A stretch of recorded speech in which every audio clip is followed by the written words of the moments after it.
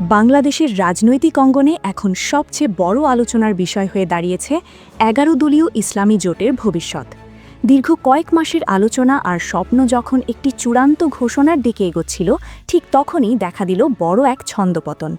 গতকাল ১৪ জানুয়ারির নির্ধারিত সংবাদ সম্মেলন স্থগিত হওয়ার ঘটনাটি কেবল একটি সাধারণ খবর নয়, বরং এর পেছনে লুকিয়ে আছে গভীর মনস্তাত্ত্বিক টানাপোড়েন আর রাজনৈতিক দর কষাকষি। বিশেষ করে জামায়াতে ইসলামী এবং ইসলামী আন্দোলন বাংলাদেশের মধ্যে আসন বণ্টন নিয়ে যে জটিলতা তৈরি হয়েছে, তা এখন আর পর্দার আড়ালে নেই। দেশ জুড়ে যখন একটি শক্তিশালী ইসলামী মোর্চার প্রত্যাশা করা হচ্ছিল, তখনই হঠাৎ স্থগিতাদেশ নানা জল্পনা কল্পনার জন্ম দিয়েছে। পর্যালোচনা করলে দেখা যায়, এই বিশাল রাজনৈতিক প্রক্রিয়ার মূল কারিগর হিসেবে কাজ করেছিলেন ইসলামী আন্দোলন বাংলাদেশের আমির মুফতি সৈয়দ রেজাউল করিম, যিনি পীর সাহেব চরমোনাই নামে সমধিক পরিচিত। তার প্রস্তাবিত এক বাক্স এক নীতি ছিল বাংলাদেশের ইসলামী রাজনীতির ইতিহাসে এক অভিনব কৌশল। এই প্রস্তাবের মূল লক্ষ্য ছিল দেশের সকল ইসলামপন্থী মানুষের ভোট যেন কোনো একটি নির্দিষ্ট লক্ষ্যে জমা হয় এবং তা কোনো বড় দলের অনুকূলে না গিয়ে একটি স্বতন্ত্র শক্তি হিসেবে দাঁড়িয়ে যায়। পীর সাহেবের এই দূরদৃষ্টি চিন্তাই মূলত বিচ্ছিন্ন থাকা দলগুলোকে একই টেবিলে বসাতে সক্ষম হয়েছিল। তিনি চেয়েছিলেন একটি শক্তিশালী ও ভারসাম্যপূর্ণ মোর্চা গঠন করতে, যা বাংলাদেশের রাজনৈতিক মানচিত্রে একটি বিকল্প শক্তি হিসেবে আবির্ভূত হবে। তবে আলোচনার গভীরে যেতেই আসন সমঝোতা নিয়ে বড় ধরনের ফাটল দৃশ্যমান হয়। বিবিসি সহ অন্যান্য নির্ভরযোগ্য সংবাদ মাধ্যমের তথ্য বিশ্লেষণ করলে দেখা যায়, জামায়াতে ইসলামী ৩০০ আসনের মধ্যে ১৯০টি আসন নিজেদের জন্য দাবি করছে। অন্যদিকে জোটের বাকি ১০টি দলের জন্য তারা বরাদ্দ রাখতে চেয়েছে মাত্র ১১০টি আসন। এই অসম বণ্টন নীতি জোটের ভেতরে এক ধরনের অবিশ্বাসের জন্ম দিয়েছে। বিশেষ করে ইসলামী আন্দোলন বাংলাদেশের মতো একটি দল, যাদের মাঠ পর্যায়ে শক্তিশালী অবস্থান রয়েছে, তাদের জন্য এই প্রস্তাবটি বড় এক সংকটের কারণ হয়ে দাঁড়িয়েছে। অভিযোগ উঠেছে, জামায়াত নিজেদের একক আধিপত্য প্রতিষ্ঠার লক্ষ্যেই এমন একটি ছক তৈরি করেছে, যা জোটের শরিকদের সাংগঠনিক ভিত্তিকে কোনোভাবেই মূল্যায়ন করে না।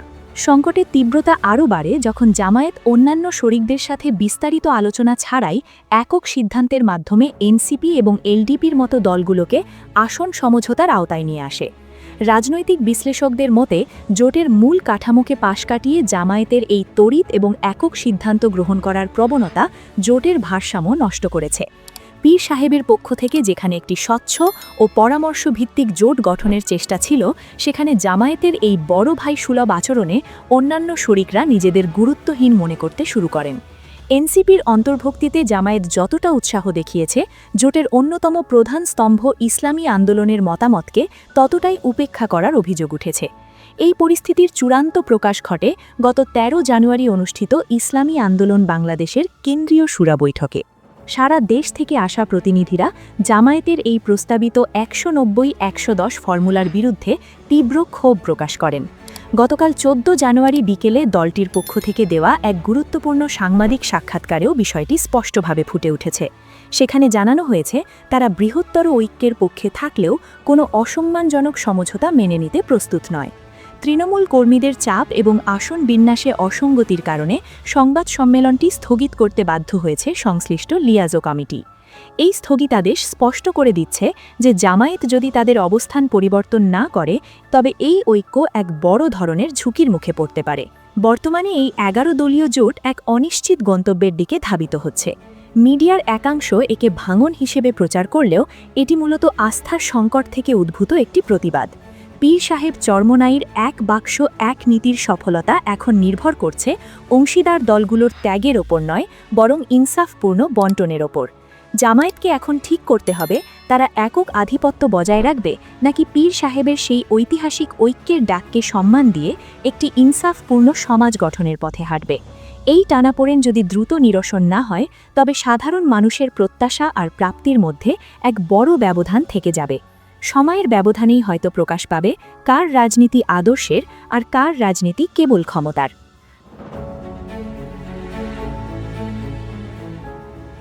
দর্শক, জামায়াতে ইসলামী এবং ইসলামী আন্দোলন বাংলাদেশের মধ্যকার এই টানাপোড়েন আপনি কিভাবে দেখছেন? কমেন্ট করে আমাদের জানান। ভিডিওটি ভালো লাগলে একটি লাইক দিন এবং চ্যানেলটি সাবস্ক্রাইব করে বেল আইকনটি বাজিয়ে রাখুন। দেখা হবে পরবর্তী ভিডিওতে। ততক্ষণ ভালো থাকুন, সুস্থ থাকুন। ধন্যবাদ।